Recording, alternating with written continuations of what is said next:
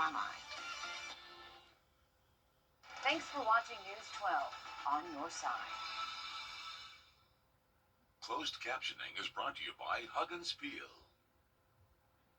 Parker's Kitchen's chicken tenders are nearly twice the size of our competitors. They're juicier and crispier and fresher. Better deal, period. Live from Augusta, you're watching News 12, first at 4. New today, South Carolina Governor Henry McMaster stopped in Bamberg today for the reopening of a plant that's gone unused for years. Thank you for watching News 12 first at 4 on WRDW and now streaming live on WRDW+. I'm Zaina Halliburton. Your Gunter Schroeder joins us live from the newsroom. Gunter, could today's ribbon cutting be a sign that new life is breathing back into old mills in South Carolina? Yeah, like many towns in this part of South Carolina, Bamberg's economy ran on the local textile mill run by Rockland Industries, but bankruptcy meant the factory closed in 2020 and sat empty for 5 years. But today, Governor Henry McMaster was on hand as Bamberg celebrated the reopening of the mill, which is the latest example of the state's commitment to manufacturing. The state's Textile Communities Revitalization Act incentivizes companies with a tax credit of 25% to reignite industry in communities that need it most. The Southern Carolina Alliance has been pivotal in that process, witnessing firsthand how these projects spark growth beyond just manufacturing. When it comes to improving the community, having another industry in town also provides more opportunities for service providers, retailers, etc. So we consider these industries the backbone of our economy. And coming up all new on News 12 at 6 o'clock, we'll hear more from state and local leaders on bringing back manufacturing jobs across the region and the state. And jobs always a great thing. Thank you for that, Gunter. We go now to your first alert meteorologist, Emily Acton, who's tracking fall-like temperatures. A lot of people happy about this, Emily. Yeah, I am one of them. I am very excited for us to finally start feeling like fall, and it'll last at least for a few more days for us. Again, overnight tonight, we'll be in those 50s for that average morning low. Things are looking pretty good as we go throughout the rest of our evening as well. So if you have any evening plans, it's a lot drier than what we were dealing with yesterday. Still have a few hit or miss clouds, but still plenty of sunshine as we go throughout the rest of our evening into the overnight hours. Again, cooling off into those 50s, only warming up to right around that 62-degree mark tomorrow. So definitely going to feel like fall for our Friday. Very football-like weather. But if you do have any football plans, make sure that you have a light jacket or maybe even a medium jacket out there as we go throughout the evening. Temperatures are really going to start to drop off into those low 60s by the end of game time. I'll have a look, though, at what we can expect for our weekend and into the start of next week coming up. Thanks, Emily.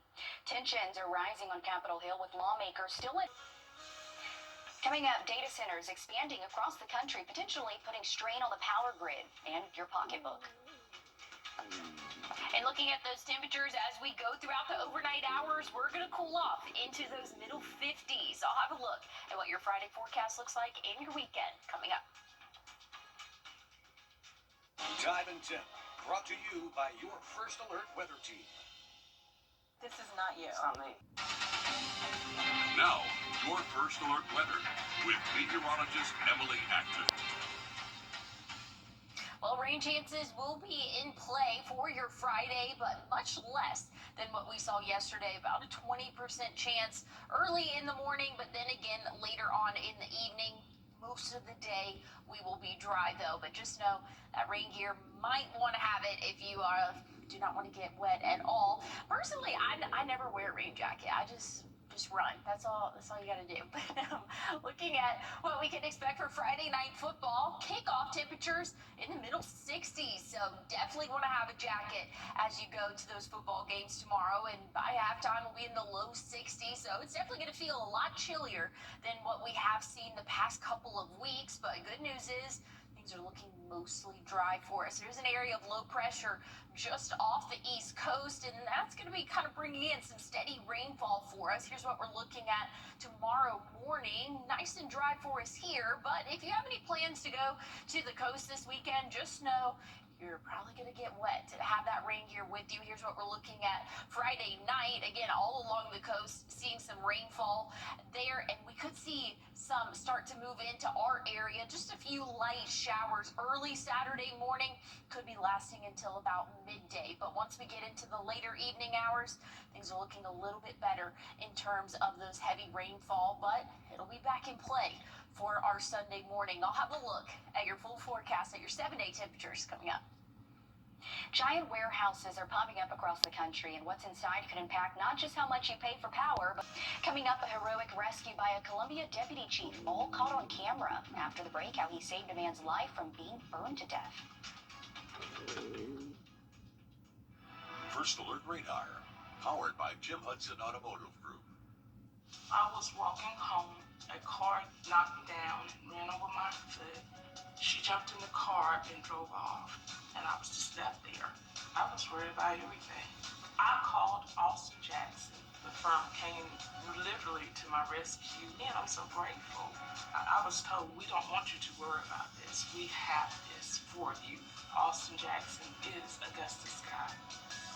I'm married, and I'm an actual client of Austin Jackson.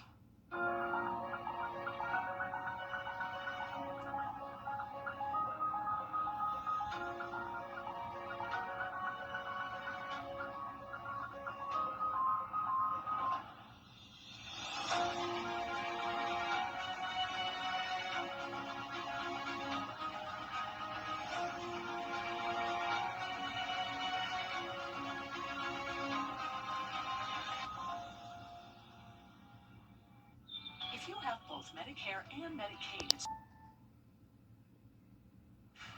Here's a look at the next 7 days for us. Tomorrow, small chance of an isolated shower. Saturday, we bumped up those rain chances from what we were anticipating yesterday, so just be aware of that. We will possibly see some more showers, especially south of I-20 for your Saturday. But here's a look at tomorrow. Partly cloudy sky conditions for us. Cloud cover will increase throughout the evening, but this is kickoff time. Not looking too bad. We could see a few isolated showers, though, as we go into the late overnight hours, and some of that will trickle into our Saturday morning. Temperatures very fall-like for the next couple of days. We'll be in the 70s tomorrow, 72, 74 Saturday, upper 70s for our Sunday, but back in the 80s for our work week next week. But we're trading in sunny sky conditions for the 80s, so I think it's a pretty decent trade-off. Overnight lows still staying in the 50s for the next 7 days. All right, not bad. Thanks, Emily. The fisherman community rallying behind one of their own this afternoon after a shrimp boat exploded and sank in North Myrtle Beach. Rocky Magwood is the president of the South Carolina Shrimpers Association. He says shrimp boat construction is almost non-existent, which makes any lost boat hard to replace. He added, losing a boat is a serious blow to shrimpers trying to make their living and a sobering reminder of the dangers they face every day. You know, when you leave the dock, you don't never know if you're going to come home or not. And that's a challenge that fishermen take anytime they get on a boat. And, you know, it's a risk that we know. And we're so, we don't think that, you know, we don't even think about it. Magwood says he and other shrimpers are working to hold a benefit for the boat's owner in the coming weeks. Check this out, a Columbia deputy chief being hailed a lifesaver for a heroic rescue. Deputy Chief Melrod Kelly jumped into action after witnessing this fiery crash last month. Without hesitation, he and another person ran toward the burning car where an elderly man was trapped inside. Together, they pulled him to safety just moments before flames overtook the car. Kelly was awarded the 2025 Life-Saving Award by the city for his quick thinking and selfless bravery. Oh my gosh, scary situation, and as you can see him just pulling them out right there. Thank you for both of those people. Just quick action. On today's Grant Me Hope, we introduce you to a teenage girl who loves art. And under the lights forecast for tomorrow, definitely going to want to have a jacket as you go out to those football games. We're going to be in the 60s, even starting at kickoff. I'll have a look at your weekend forecast coming up. Do you have wall cracks, sagging floors, or musty smell? Tomorrow, there will be a free community giveaway. There will be clothes, baby items, toys, bags, and more. This will be from 9 a.m. to 3 p.m. at the South Augusta Flea Market on Doug Barnyard Parkway. So things are looking pretty good for our Friday, but if you are headed out for any early morning plans, it is going to be on the chillier side. Definitely want to have a jacket as you head out the door tomorrow. About 10 degrees cooler than what we saw this morning. So just know it's starting to feel a little bit more like fall, at least for a couple of days. And hey, fair starts tomorrow. The Western Carolina State Fair starts tomorrow. So if you have any outdoor plans, maybe you want to head there in the evening. A jacket, not a bad idea either. We will see that chance for showers as we get later on into the overnight hours, and that could even trickle into our Saturday as well. But definitely feeling a lot more like fall for us once we get into our Saturday. 74, that average high temperature 77 for our Sunday. Plenty of sunshine to go through the next week, but with that, temperatures will be warming up into those middle 80s, overnight lows in the middle 50s. So definitely a fall-like forecast for us. We definitely need to see some rainfall, though. I'll have a look at your drought monitor coming up. But Zaina, I'm excited about this 7-day forecast. I think a lot of people are. That would just love fall. Thanks, Emily, for that. We're back on First at 4. Stick with us.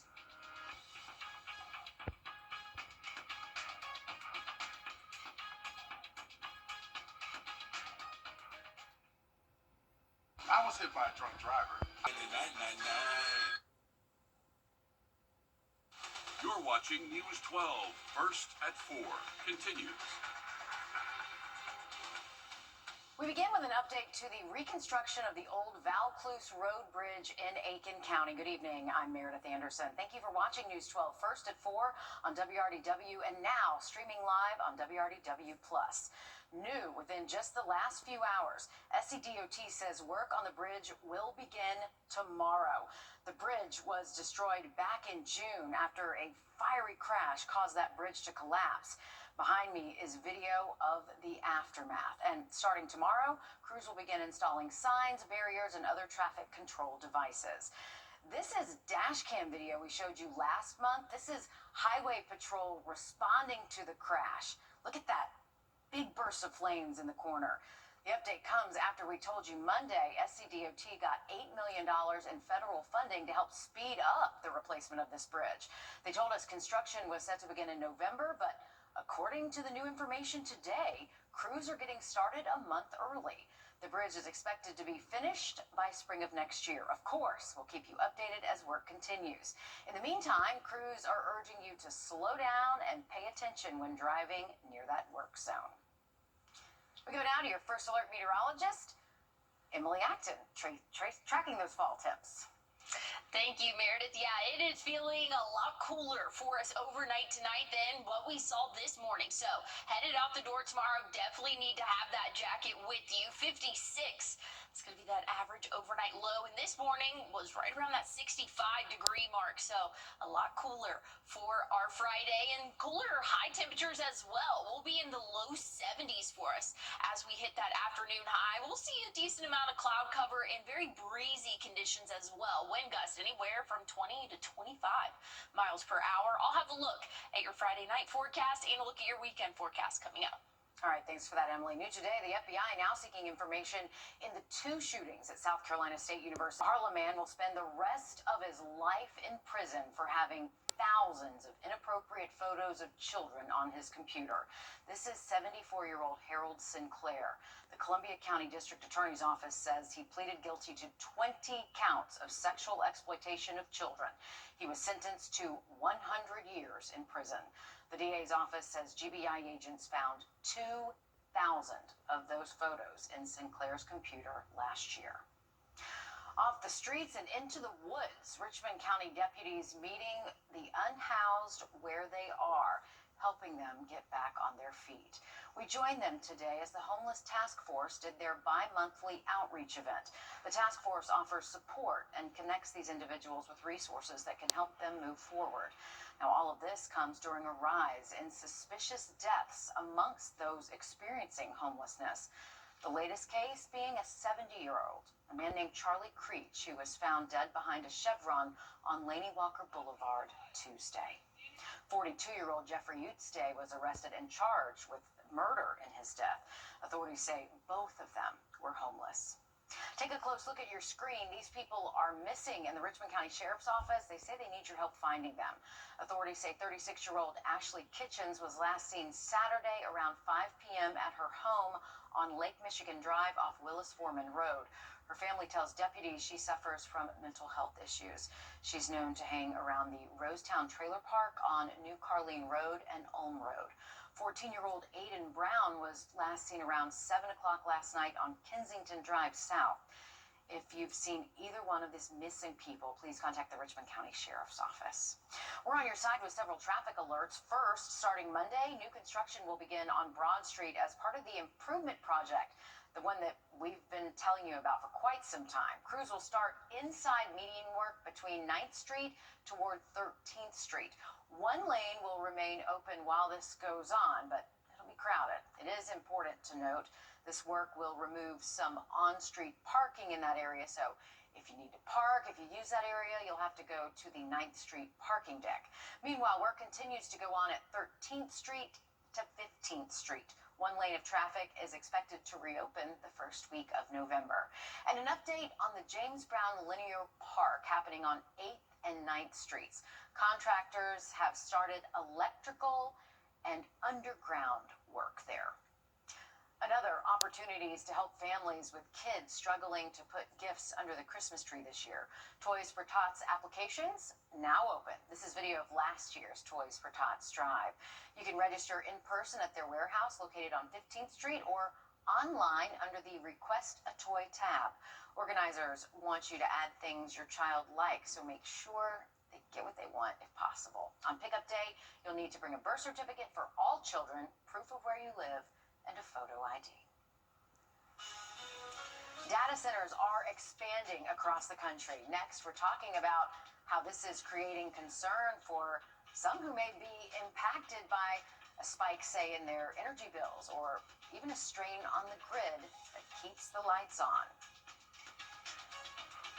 And looking at our football forecast, we're already thinking about Friday here in the CSRA. We'll be in the 60s at kickoff and cooling into the low 60s by the end of game time. So have that jacket with you. You're going to need it as you head out the door for your Friday as well. I'll have a look at your 7-day forecast coming up.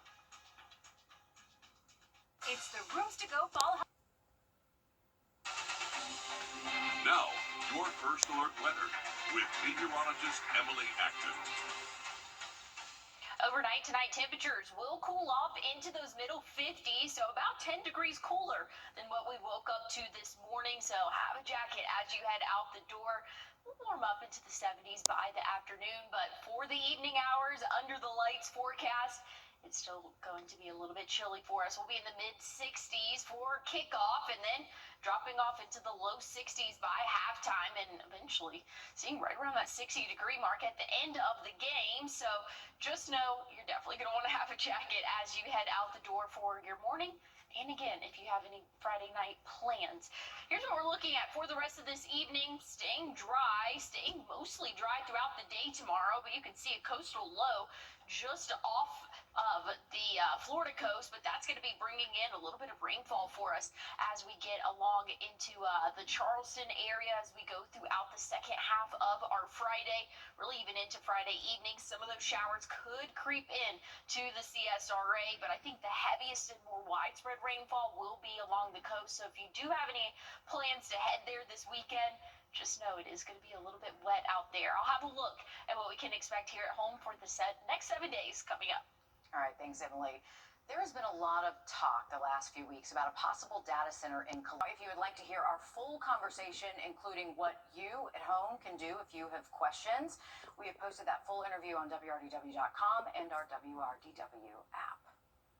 On this week's episode of Reelin' with Riley, he takes us fishing on Stevens Creek for the first time. Stick around to see what he catches. After doing it all, a little lazy. Here's a look at our 7-day forecast. Tomorrow, isolated showers possible as we are tracking a coastal low just off the East Coast. That's going to bring in some steady rainfall around the Charleston area. So if you do have any weekend plans, just be aware of that.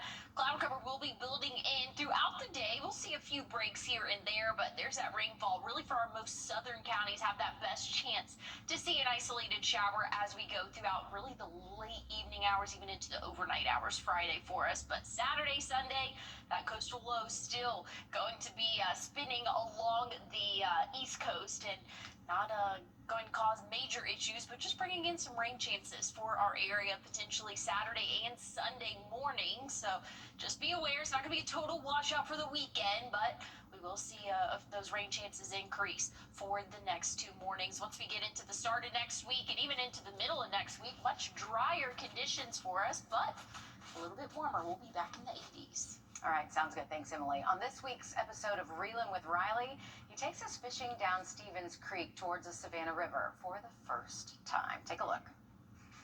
Welcome back in, folks, to another episode of Reelin' with Riley. I'm excited to be fishing Stevens Creek today. This is right at the Stevens Creek boat ramp. We're going to be heading towards the Savannah River. This is a beautiful stretch of our area. We're likely going to see a lot of wildlife and hopefully catch some fish. Let's go see what we catch.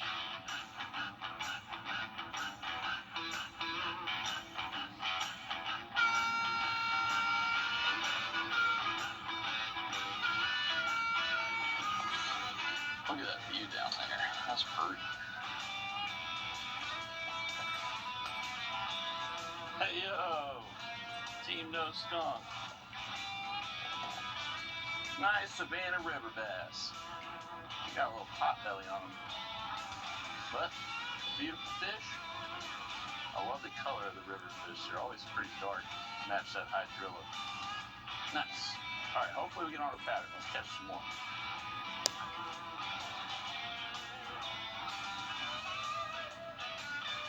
Oh, don't break my line. Big one. Come here, you toothy fish.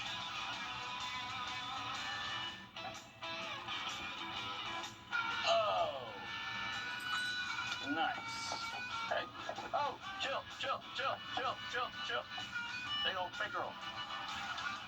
Do not hold these like a bass. They've got some very gnarly teeth. Really pretty fish though. Very aggressive. Hit spinner bite. Pretty. Love these fish. They're fun. See you later. Well, I had a ton of fun today fishing Stevens Creek and the Savannah River. It's always so cool to go from that muddy water to clear water once it does hit the Savannah. But managed to catch a couple fish, one small bass, and a very nice pickerel. So caught a couple fish. Luckily didn't get skunked, but this is definitely full of fish. And if we were out here in the afternoon, I think we would have caught a lot more. But tune in next week to see what we catch.